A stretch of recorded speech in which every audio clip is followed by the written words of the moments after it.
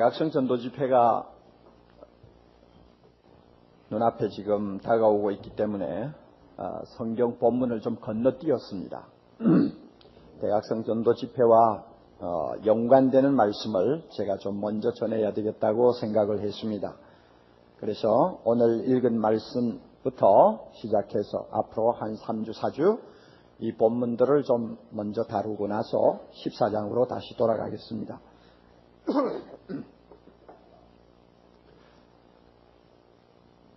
사실 로마서의 본론은 15장 13절에서 끝이 납니다. 우리가 지금 읽은 것이 14절부터니까 바로 앞에까지 해서 로마서의 본론이 사실은 끝이 나고 14절부터 16장 마지막까지는 이제 편지를 마무리하면서 사도 바울이 개인적으로 하고 싶은 이야기들을 이것저것 지금 정리하면서 쓰고 계십니다. 그리고 인사들을 나누려고 지금 지면을 할애하고 있는 것입니다.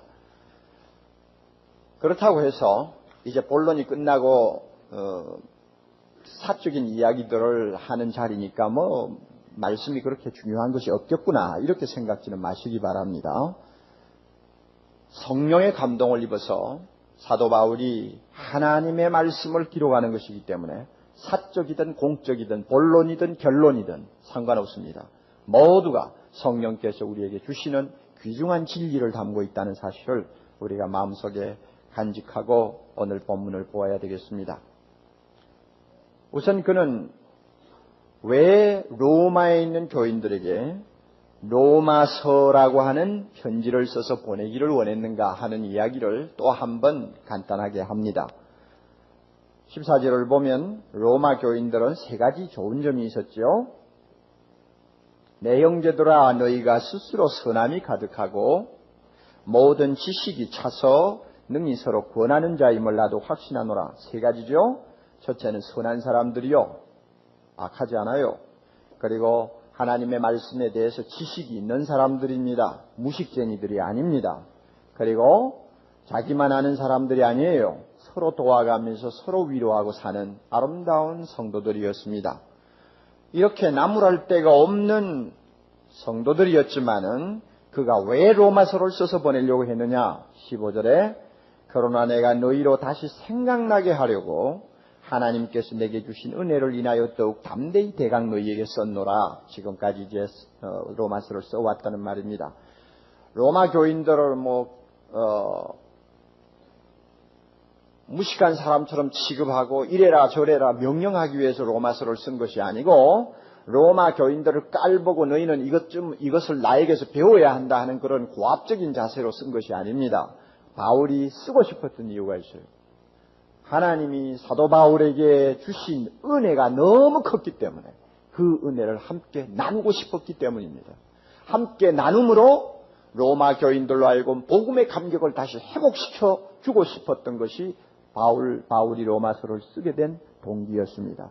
1장에서도 이미 그 사실을 밝혔습니다마는 여기에서 또 한 번 그 사실을 회상시켜 줍니다.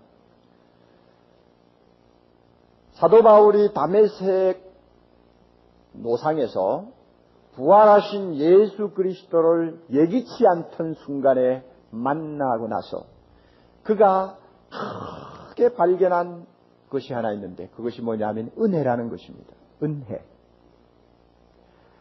예수 알기 전에는 은혜라는 단어조차도 몰랐던 사람입니다. 그러나 예수 만나고 나서 그가 가슴 가득히 느끼고 체험하고 알게 되고 더욱더 그것 때문에 감격할 수 있었던 것이 있었다면 은혜입니다. 은혜. 그래서 15절 뭐라고 합니까? 하나님께서 내게 주신 은혜라고 말합니다. 하나님이 내게 주신 은혜를 너희들에게 좀 나누어 주면서 함께 서로 고무함을 받으려고 하는 것이 바울의 심정이었습니다. 여러분 은혜가 무엇입니까? 은혜는 잘 알죠? 은혜가 무엇입니까? 받을 자격이 전혀 없는 사람에게 값없이 엄청난 선물을 주는 것을 은혜라고 합니다. 그러니까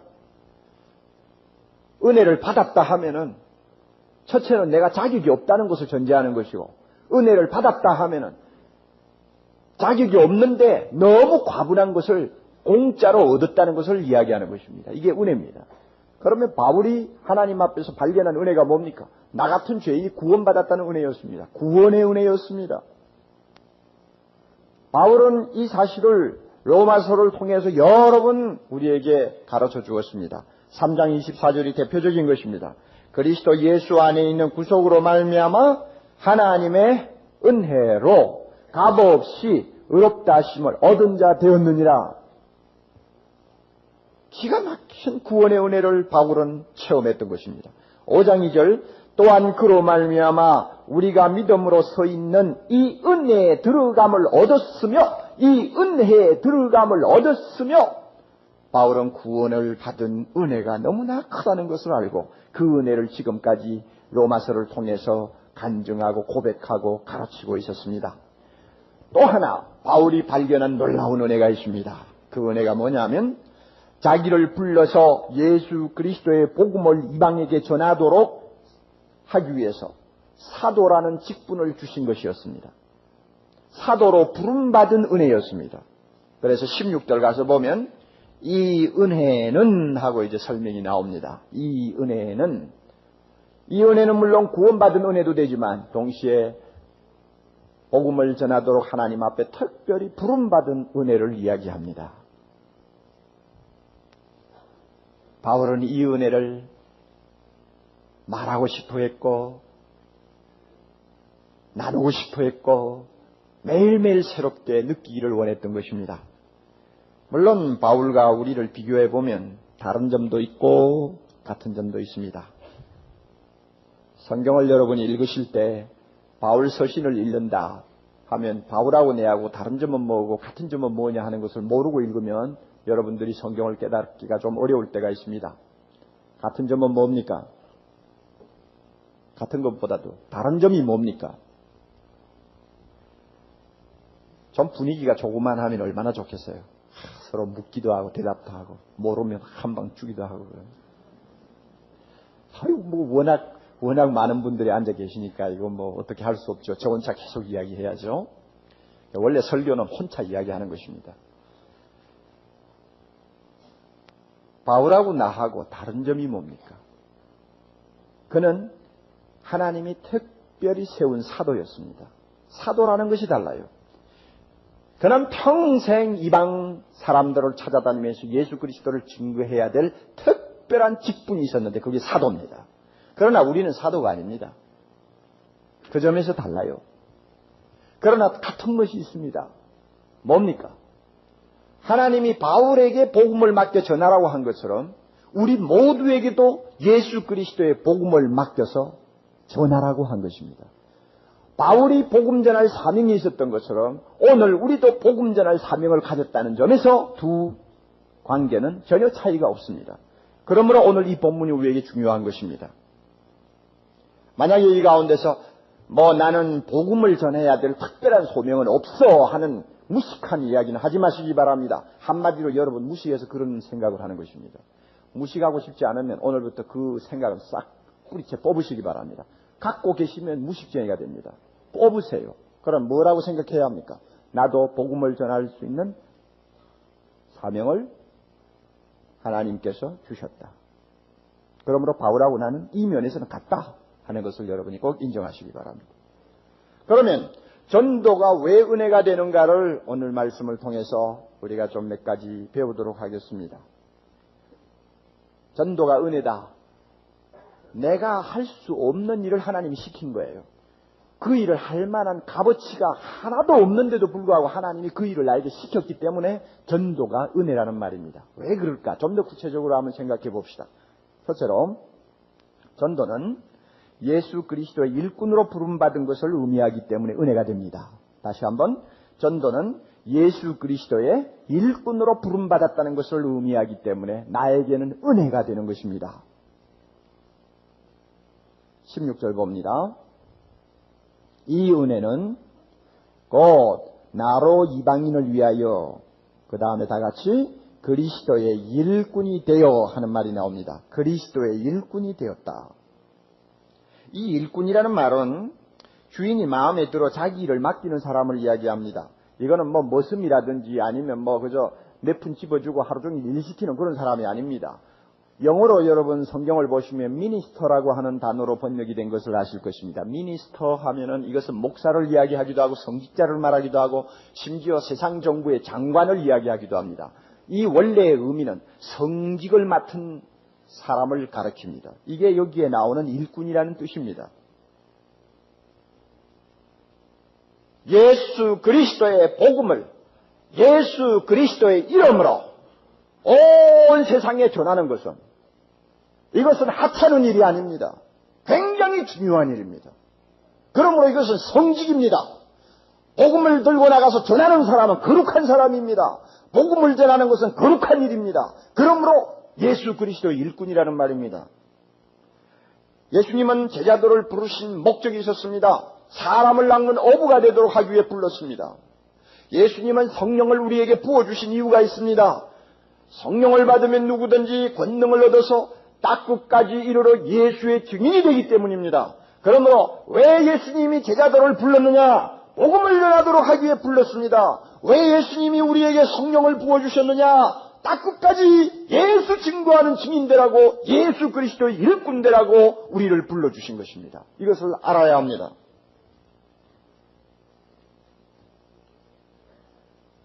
하나님에게는 모든 사람을 구원하는 일만큼 중요하고 시급한 것이 없습니다. 성경을 여러분 창세기부터 요한계시록까지 다 한번 훑어보세요. 그리고 생각해보세요. 하나님이 가장 중요하게 여기는 일이 무엇인가? 우리는 흔히 예배라고 말할 수 있을지 모릅니다. 아닙니다. 이 지구 역사가 존재하는 이상 예배가 최우선이 아닙니다. 이 지구 역사가 끝나면 예배가 최고입니다. 예배가 제일 우선의 일입니다.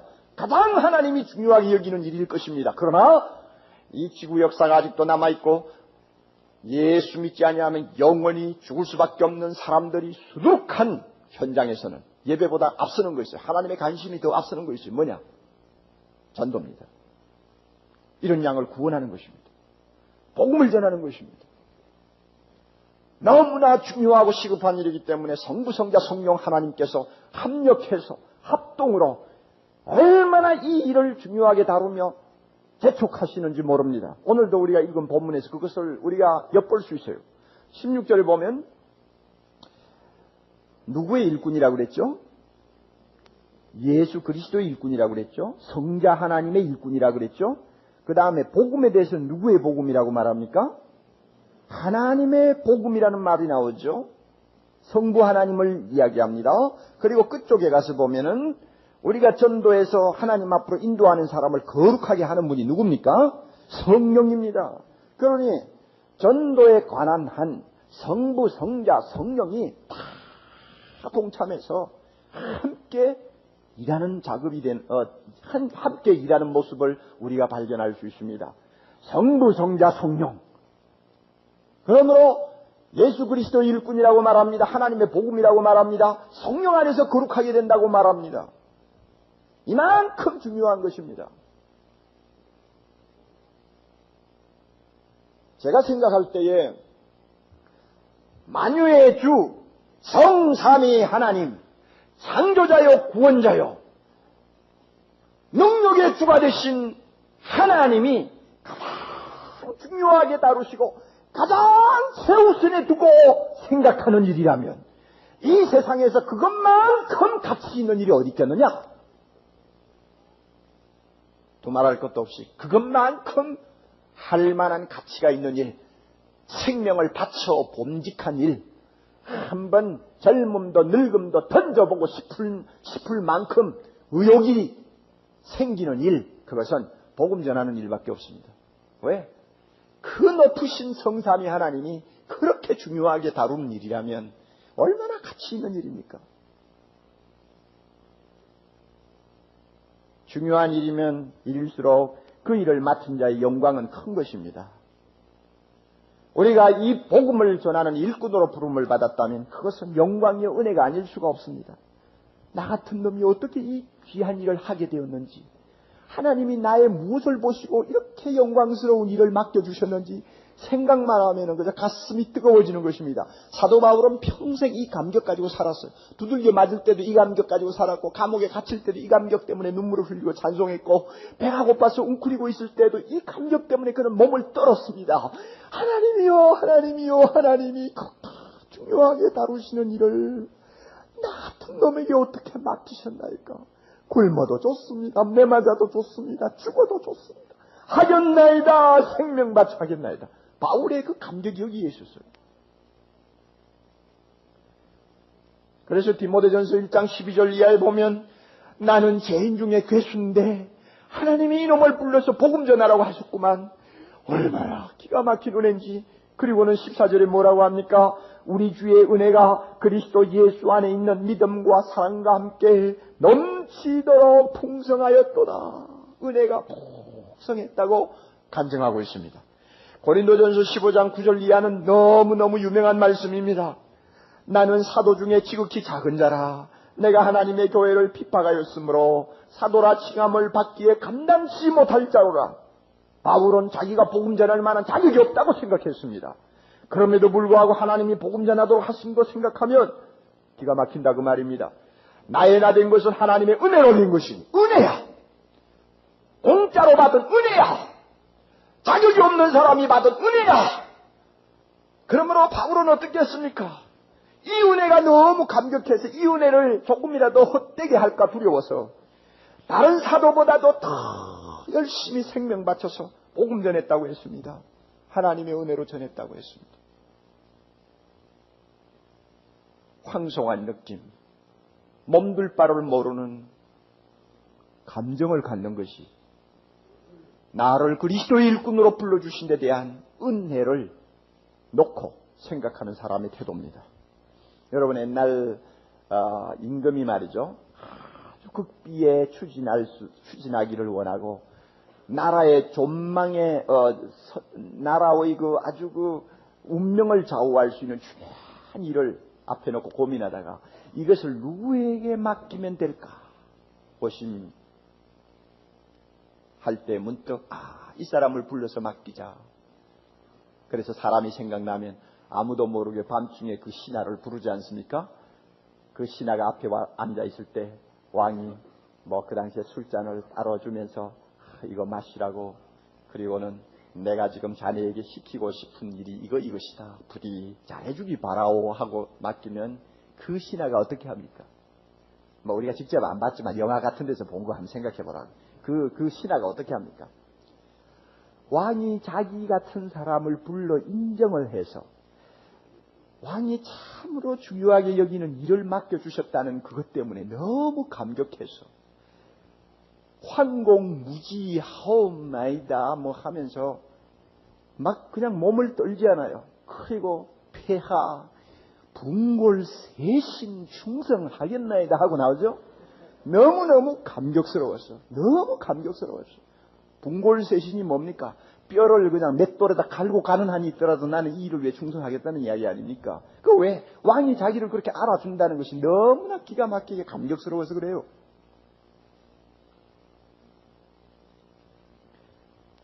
하나님이 우리를 알아주셨습니다.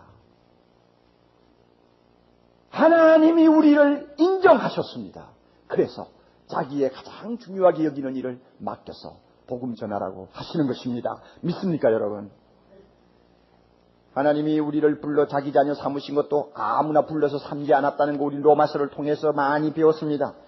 내가 하나님의 자녀된 거 한번 생각해 보세요. 만세전부터 무궁한 사랑으로 나를 미리 알고 미리 정하고 그 다음에 뭐 했습니까?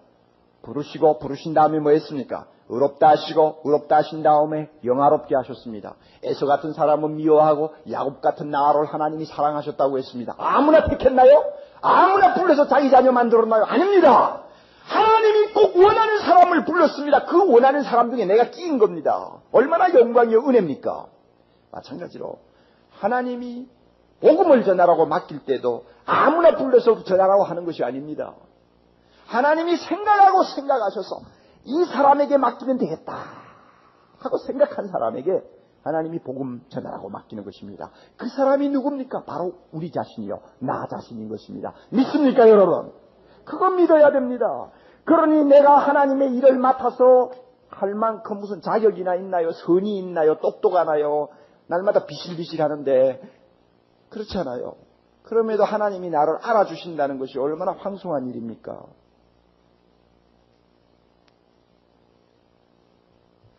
카셀이라고 하는 찬송가 작가는 270장에서 이런 글을 썼어요. 주 내게 부탁하신 일 천사도 흠모하겠네. 화목게 하라신 구주의 말씀을 온 세상 널리 전하세요. 하나님이 우리에게 맡기신 복음 전하는 일, 이것은 하늘의 천사들도 하고 싶어서 부러워하는 일이라는 말입니다. 그 일을 하나님이 우리에게 맡겼어요. 얼마나 영광입니까? 얼마나 은혜입니까? 주 내게 부탁하시네. 천사도 흠모하겠네.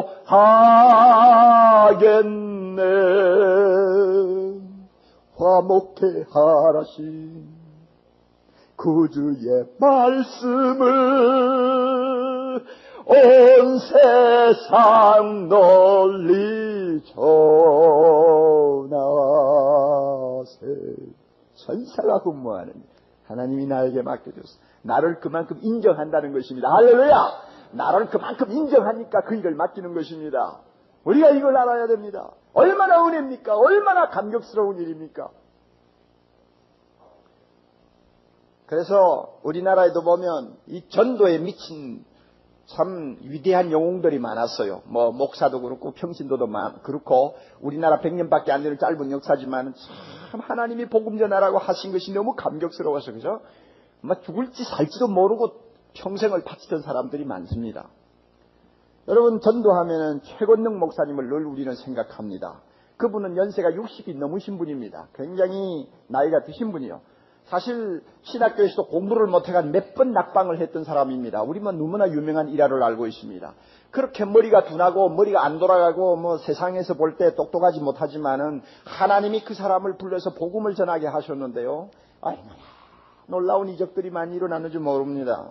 그분이 어느 날 저 함경도 산골짜기 화전민들을 찾아갔습니다. 화전민 하면은 숲을 태워가지고 거기 뭐 불을 질러서 거기 조금 밭대기가 좀 생기면 씨를 뿌려가지고 겨우 입에 풀칠이나 하고 사는 가장 가난한 사람들, 세상에서 버림받은 사람이나 다름없는 아주 불쌍한 사람들이었습니다. 그 사람들을 구원해야 되겠다고 하고는 찾아갔는데 그 전도라는 게 그렇게 쉽게 되지 않지 않습니까? 공리를 하다가 꾀를 피웠습니다.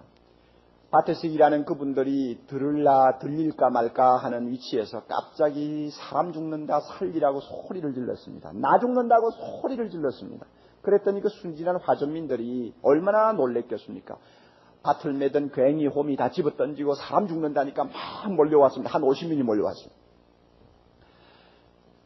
최 목사님이 죽는다고 돌돌 대굴대굴 구울면서 눈을 슬그머니 뜨고 보니까 한 50여 명 모였단 말이야. 그러니까 손을 툭툭 털고 일어나면서 태연하게 여러분 예수 믿으십시오. 예수 안 믿으면 사람 죽소.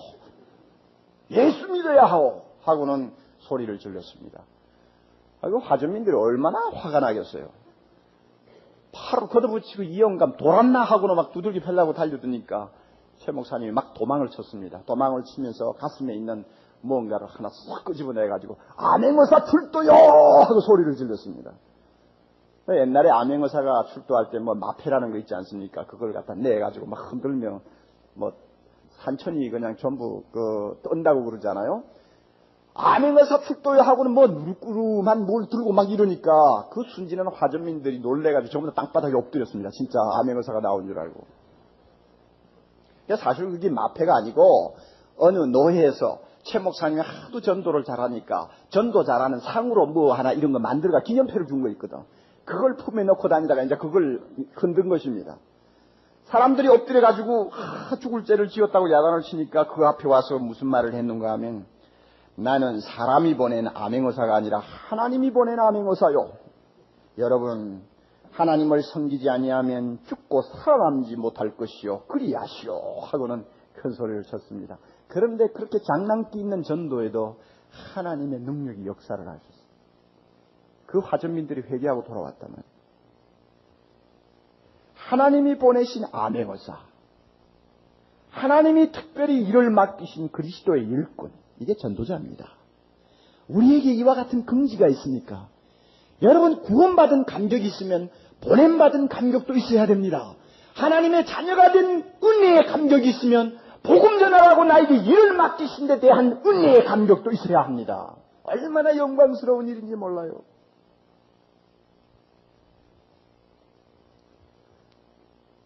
둘째로 우리가 하나 또 알아야 될 것이 있습니다. 전도가 왜 은혜냐? 전도는 하나님께 제사를 드리는 일이므로 은혜라고 했습니다. 하나님께 제사를 드리는 일이므로 은혜가 된다는 말입니다. 16절 다시 봅니다. 이 은혜는 곧 나로 이방인을 위하여 그리스도 예수의 일꾼이 되어 그 다음에 하나님의 복음의 제사장 직무를 하게 하셨다. 그래서 이방인을 제물로 드리는 일을 한다고 그랬죠. 자, 보세요. 여기서 두 마디입니다. 하나님의 복음의 제사장 일, 직무. 그 다음에 이방인을 제물로 드린다 하는 말씀입니다. 제가 간단하게 설명해 드리죠. 제사라는 것은 어느 종교에서나 마찬가지입니다만 신에게 제물을 바치는 일입니다. 그리고 신에게 제단에 제물을 올려놓고 바칠 때 그 일을 하는 사람을 제사장이라고 합니다. 그러면 왜 여기서 바울은 자기가 복음을 전하는 것이 제사하는 일로 보았느냐? 참 중요한 의미가 담겨 있습니다. 성경에 보면 우리 인간은 하나님과 원수가 되었습니다. 그러므로 이 두 사이를 화목하게 해야 되는 것입니다. 누가 있어야지. 하나님과 인간이 화목을 하려면 직접 화목하기가 어렵습니다.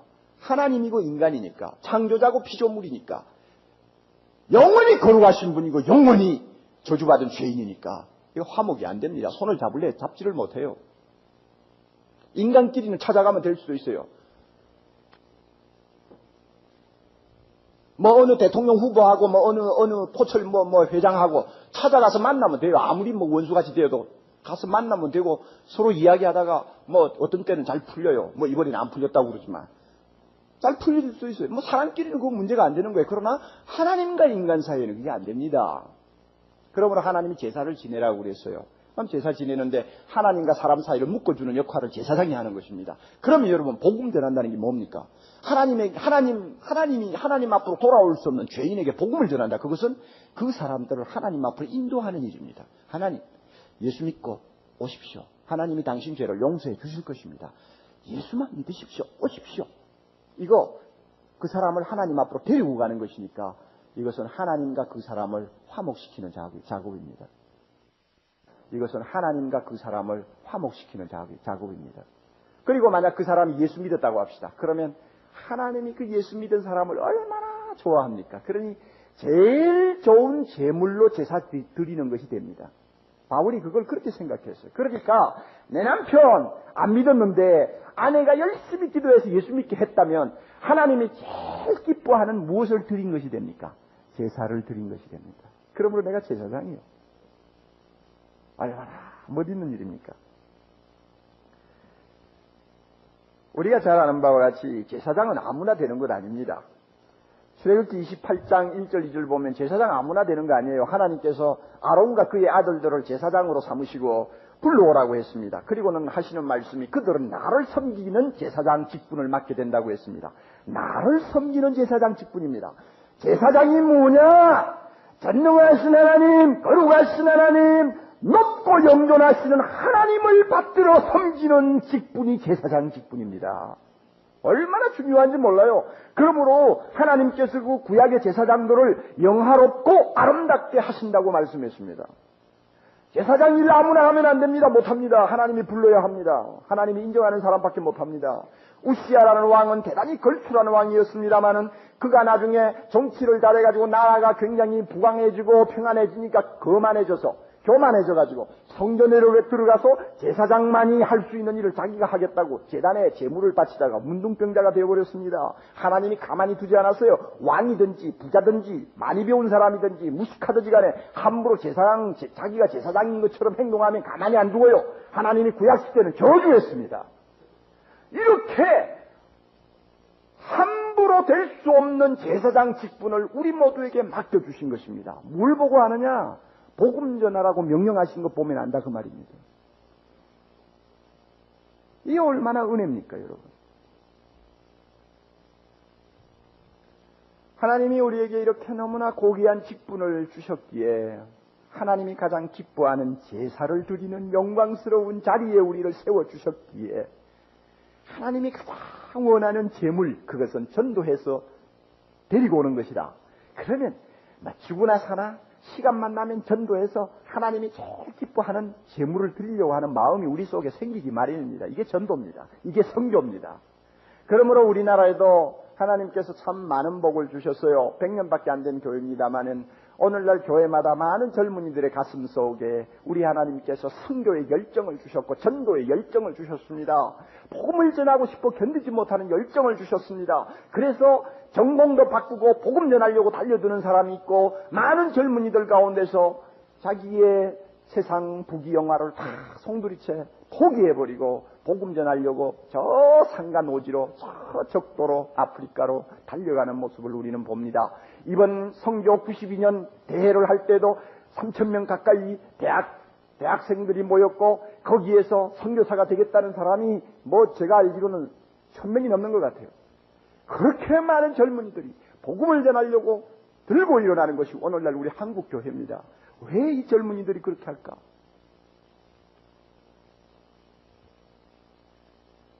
대부분의 젊은이들이 돈 있는 부모가 차 사주면은 그 자동차 몰고 옆에 아름다운 아가씨 앉히고 저 금강산은 못 가지. 설악산으로, 지리산으로 그저 돌아다니면서 즐기고 단풍이다, 소풍이다 하고 돌아다니면서 그저 인생을 엔조이 하는데 정신이 없고 그러다가 그저 그것이 인생을 사는 것이고 그것이 보람있다고 생각하고 다 허우적거리는데 그런 거 다 마다하고 복음 전하기 위해서 달려가는 그 젊은이들의 마음에 무엇이 있느냐? 감격이 있다고요. 은혜가 있어요. 나 같은 것을 불러서 하나님의 복음을 전하는 제사장 되게 하셨다. 너무나 이것이 감격스러운 것입니다. 이 감격이 우리에게도 있습니까? 며칠 전에 감비아에서 선교활동을 하고 있는 유병국 선교사한테 편지가 왔어요. 감비아가 어딘지 지도 가서 한번 찾아보세요. 어딘지 알아요? 저 적도입니다. 아프리카 적도. 아프리카 그 살 때 못 됩니다. 한마디로. 저는 아직 한 번도 안 가보았지만 살 때가 못 돼요. 어느 정도냐 하면 그 선교사가 그래요. 덥고 모기떼가 우울거리고 따분하고 힘든 나라입니다. 봄이고 여름이고 계절이 없어요. 그런데 그런 나라에 물 한 통 기르려면 지금 7km를 가야 물 한 통 기르는데요. 7km. 그렇게 덥고 힘든 세상이면 물이라도 좀 풍풍 쏟아지든지 소낙비라도 매일 쏟아져서 샤워라도 마음대로 할 수 있으면 얼마나 좋겠어. 그것도 안 되니 7km를 가야 물 한 통 들고 온다고. 그런 데서 주의 복음을 위해서 그는 가족들과 함께 헌신하고 있어요. 그래 그가 편지에 이런 말을 썼어요.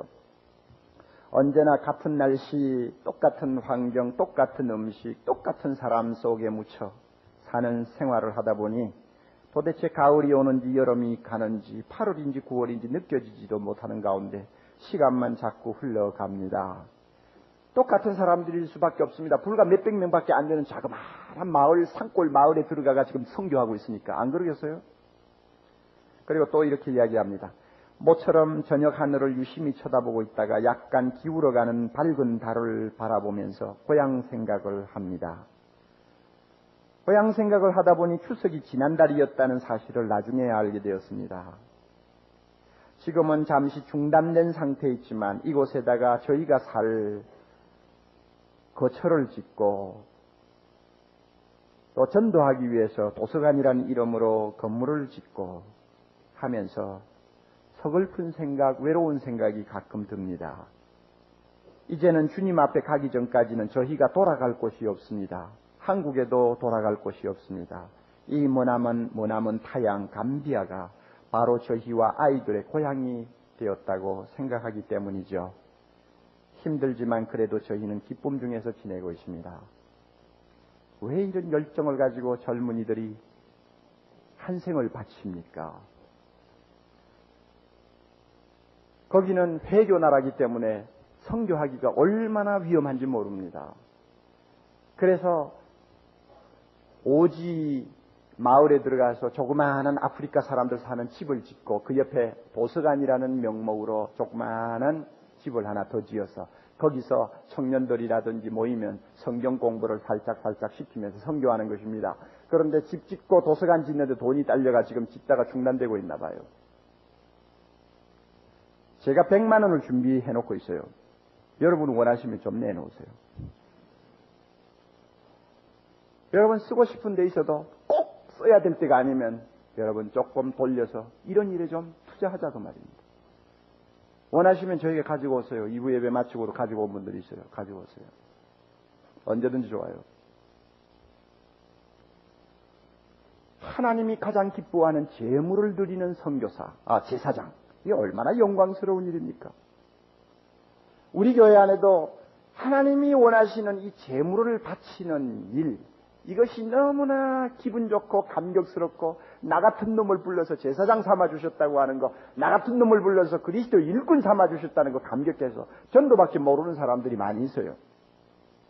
지난번 우리지 여러분 보셨죠? 저는 우리지 애독자입니다. 한자도 안 빼놓고 다 읽어요. 여러분도 아마 그러시리라고 보는데 안 읽으셨으면 참 불쌍합니다. 그 좋은 글을 안 읽고 휴지통에 넣었다 생각하면 좀 부끄럽다고 생각하셔야 됩니다. 거기 보면 박우신, 김효숙 두 집사님 부부의 이야기가 나와요. 이 박 집사님은 조그마한 인쇄소를 하고 있는데 이제 그분의 소원이 뭐냐 하면 신살이 될 때 이런 인쇄소고 뭐고 세상 일 조금 그만두고 세계 선교만을 위해서 한번 뛰어보고 싶다. 이것이 그분의 조그마한 꿈이라고 합니다. 그리고는 하는 말이 저에게 약 올리는 말을 한마디 했어요. 저는요 우리 교회에서 옥 목사님도 안 부럽고요.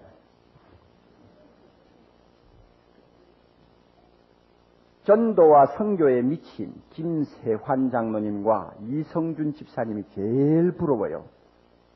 저도 속히 그렇게 해달라고 계속 기도하고 있습니다. 김세환 장로님이 누구신지 잘 모르시죠? 이성준 집사님이 누구신지 모르죠? 전도하는데 미친 사람들이 있습니다. 우리 교회 안에. 그분이 부럽다는 것입니다. 이런 열정이 어디서 나옵니까? 하나님이 원하는 제물을 드릴 수 있는 제사장이 되었다는 데서 그 열정이 나오는 것입니다. 우리 모두에게도 이 열정이 있어야 되겠습니다. 할렐루야! 이 열정 하나님이 주시도록 기도해야 합니다. 전도는 억지로 하는 것이 아닙니다. 끝으로 또 하나 간단하게 말씀드립니다. 왜 전도가 은혜냐? 전도는 복음을 전하는 자가 성령의 능력을 제일 많이 자랑할 수 있기 때문에 그렇습니다. 복음을 전하는 자는 성령의 능력을 제일 많이 자랑할 수 있습니다. 17절 18절을 봅니다. 그러므로 내가 그리스도 예수 안에서 하나님의 일에 대하여 무엇이 있다고 했습니까? 자랑할 것이 있다고 했습니다. 그게 뭐냐? 18절 그리스도께서 이방인들을 순종케 하기 위하여, 이방인들을 예수 믿고 돌아오도록 하기 위하여 나로 말미암아 말과 일이며 표적과 기사의 능력이며 성령의 능력으로 역사하신 것, 이것 외에는 내가 자랑하고 싶지 않다 그랬습니다. 복음 전하는 사람은 아주 기가 막힌 특혜가 하나 있습니다. 뭐냐? 성령의 역사를 체험할 수 있는 은혜입니다. 사복음서를 여러분이 보십시오. 예수님이 행하시는 이적기사는 전부 다 복음 전하는 현장에서 일어난 이적기사입니다. 복음 전할 때 표적이 나타났고 이적이 일어났습니다. 안전뱅이가 일어났고 눈먼 자가 눈을 떴고 병든 자가 일어났고 귀신 들린 자가 나음을 입었습니다. 복음 전하는 현장입니다. 사도행전을 보십시오. 성령의 역사가 사도들을 통하여 교회 성도들을 통해서 언제 어디서 많이 일어나느냐? 전부가 복음 전하는 데서 일어났습니다. 우리가 이걸 알아야 됩니다. 그래서 마가복음 16장 15절 보면 너희는 온 천하에 다니며 만민에게 복음을 전하라. 그리고는 17절에 믿는 자들에게는 이런 표적이 따르리니 저희가 내 이름으로 귀신을 쫓아내며 새방언을 말하며 뱀을 짚으며 무슨 독을 마실지라도 해를 받지 아니하며 병든 사람에게 손을 얹은 즉 나으리라. 그럼 여기 믿는 자가 누굽니까? 복음 전하는 사람을 말합니다. 복음 전하는 자리에 성령의 능력이 나타납니다. 그러므로 복음을 잘 전하는 사람은 자랑할 것이 너무 많아요. 왜? 복음 전하는 자리에서 희한한 일들이 많이 일어나거든요. 그렇게 깡패 두목이요, 도둑놈이요, 정말로 가만히 두어서는 뭐 이거 소망이 없어 보이는 사람이 예수 전하자마자 회개하고 눈물을 흘리고 돌아오는 거, 이거 얼마나 놀라운 기적입니까, 여러분? 부모도 고치지 못한 자식, 선생도 바르게 하지 못한 자식, 친구들도 바로 인도하지를 못했던 그야말로 아예 그냥 포기해버린 어린 청소년이 예수 믿고 나서 변화되어 새롭게 돌아오는 것을 여러분 보는 기적은 어디서 일어나는 것입니까? 복음 전하는 현장에서 일어나는 것입니다. 그러므로 복음을 전하는 사람은 자랑할 것이 많습니다. 우리 성령이 얼마나 능력이 많으신지, 얼마나 성령은 부유하신지 못하는 것이 없다. 내가 믿고 전하기만 하면 성령은 무엇이든지 다 하신다는 자신감이 있습니다. 그러므로 자랑하게 됩니다. 자랑해요. 전도하지 않는 사람은 자랑할 것이 없습니다. 하나님에 대해서 자랑할 것이 없어요. 따라하십시오. 중요한 말입니다. 전도하지 않는 사람은 하나님에 대해서 자랑할 것이 없다. 자랑할 거 없습니다. 여러분 하나님에 대해서 뭐 자랑해보라고 하면 뭐 자랑할래요? 연필 내놓고 한 가지만 한번 써보세요. 뭐 자랑하실래요? 멍멍할 거예요. 아마 뭘 자랑할 것이 없어서. 그러나 전도하는 사람은 자랑할 것이 굉장히 많아요. 하나님 아버지, 엊그제요 내가 이웃집 아주머니에게 전도를 했는데 그 아주머니 이웃에 소문난 아주 싸움꾼인데 내가 전도를 해서 그 자리에서 예수 믿겠다고 하고는 내 손을 꼭 붙잡고 눈물이 글썽글썽해서 언제 교회 가느냐고 나를 좀 데리고 가달라고 그렇게 부탁을 했어요. 하나님, 우리 하나님 얼마나 영광스러운지, 얼마나 좋으신 분인지 정말 하나님의 사랑 말도 못해요 하고는 쓸 수 있어요. 전도하는 자가 그런 거 쓸 수 있어요. 그러나 전도 안 하면 여러분 하나님에 대해 자랑할 것이 없어요. 영광스러운 하나님을 자랑하도록 우리를 불러 세워주셨다. 얼마나 은혜입니까? 전능하신 성령의 능력을 체험하고 자랑할 수 있도록 우리를 불러 세상 앞에 세우셨다. 얼마나 영광스러운 은혜입니까? 할렐루야! 이것이 전도하는 사람이 누리는 은혜입니다. 그러므로 사랑하는 형제자매 여러분, 복음을 전하십시오. 그러면 성령의 능력을 체험할 것입니다. 성령의 능력을 체험하면 우리는 성령을 자랑하지 아니할 수 없습니다. 하나님을 자랑하게 될 것이고 찬송하게 될 것입니다. 세 가지 제가 말씀드렸습니다. 왜 전도가 은혜냐? 왜 전도가 은혜냐? 첫째는 예수의 일꾼이므로 은혜입니다. 예수의 일꾼으로 부름받았기 때문에 은혜입니다. 또 전도가 왜 은혜냐? 또 하나 말씀하세요. 뭡니까? 하나님을 섬기는 제사장으로 부름받은 일이기 때문에 은혜라고 그랬습니다. 그 다음에 또 전도가 왜 은혜냐? 하나님의 능력, 성령의 능력을 자랑할 수 있도록 허락받은 사람이기 때문에 은혜라는 것입니다. 이것이 전도입니다. 대각성 전도 집회가 우리 눈앞에 다가옵니다. 사랑하는 형제자매 여러분, 남의 일 생각하듯이 먼 산 불을 보듯이 뭐 이거야 뭐 11월달 지나가면 다 끝나는 행사다 이런 식으로 여러분이 생각하고 넘어간다면 여러분은 구원의 감격도 없는 사람이요, 하나님이 나 같은 것을 불러서 얼마나 어마어마한 영광스러운 일을 맡겨주셨다는 데 대해서도 너무나 무식한 사람이요. 그러므로 여러분 자신이 그와 같은 생각을 하고 보내면 하나님께서 여러분의 기도를 듣지 아니하실 것입니다. 왜? 하나님이 가장 원하는 일을 맡아가 있으면서도 충성할 생각을 안 하고 있으면 여러분의 가정을 위한 기도, 자녀를 위한 기도, 개인을 위한 기도 하나님이 들으시겠느냐고 한번 생각해 보십시오. 여러분의 기도가 하나님 앞에 응답받기를 원합니까? 하나님이 가장 하기를 원하고 받기를 원하고 이루기를 원하는 일에 우리 자신이 먼저 헌신할 줄 알아야 합니다. 전도하십시오. 예수 아니면 오늘 저녁이라도 주님이 불러가시면 영원히 놓쳐버릴 영혼들이 여러분의 가정에 있습니다. 여러분의 이웃에 있습니다. 우리 사랑이 그 주변에 얼마나 많은지 모릅니다. 예수를 이야기하십시오. 십자가를 전하십시오. 하나님의 사랑을 노래하십시오. 우리는 그리스도의 일꾼이요, 하나님의 제사장이요, 성령의 능력을 자랑할 수 있는 영광스러운 위치에 세움을 입은 영광스러운 하나님의 자녀입니다. 할렐루야! 찬송가 우리가 267장을 좀 부르겠는데요. 267장을 보면 하버걸이라고 하는 여성이 쓴 찬송가입니다. 전도하는 것이 얼마나 감격스러운 일인가. 그러므로 주여, 내가 주님 복음 전하기를 원하오니 나를 불러주시옵소서, 사용해 주옵소서 하고 참 은혜에 감격해서 간절하게 기도하는 내용의 가사입니다. 여러분이 잘 부르지 아니하신 찬송이지만 한번 같이 기도하는 마음으로 함께 고백하는 마음으로 부를 수 있기를 바랍니다. 할렐루야. 다 같이 머리 숙여 기도하십시다. 사랑하는 형제자매 여러분, 여러분은 하나님에 대해서 자랑할 것을 갖고 있습니까? 내가 하나님께 가장 귀한 재물을 드리도록 부름받았다는 것을 아십니까? 아무도 시키지 않는 일을 나에게만 시켰다고 하는 긍지 가지고 내가 그리스도 일꾼이 되었음을 여러분 알고 있습니까? 그렇다면 입 다물고 가만히 계시지 마시기 바랍니다. 안 믿는 가족, 안 믿는 이웃, 안 믿는 직장 동료들을 가슴에 품고 기도하십시오. 그 자체가 제사입니다. 그리고 그들을 찾아가십시오. 그들을 인도하십시오. 그들이 복음을 듣도록 하십시오. 그들이 예수 믿고 돌아오면 여러분이 바치는 그 재물 때문에 하나님이 기뻐하실 것입니다. 천군 천사들이 노래할 것입니다. 할렐루야! 우리가 이 아름다운 영광스러운 일을 하도록 부름받았는데 땅의 것만 생각하고 24시간 돈도 나는 불쌍한 사람들 되지 마십시오.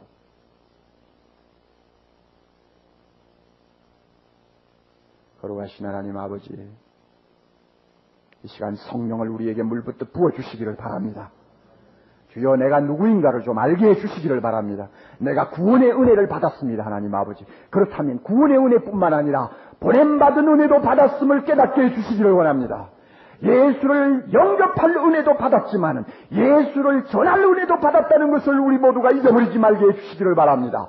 성령이여, 이 자리에 있는 모든 성도들의 가슴에 불을 던져주셔서 그리스도 일꾼으로, 하나님의 제사장으로, 성령의 능력을 자랑하는 자로 이제 남은 기간 동안 복음이 필요한 자들을 찾아가게 하시고 그들을 붙들고 예수 그리스도의 사랑을 이야기하게 하옵소서. 멸시를 받아도, 매를 맞아도, 굶주려도, 어떤 때는 모든 것을 빼앗겨도 주님이 나에게 맡겨주신 이 영광스러운 직분에 감격해서 바울처럼 죽도록 충성하는 거룩한 주의 자녀들 되게 하옵소서. 예수님 이름으로 기도드리옵나이다. 아멘.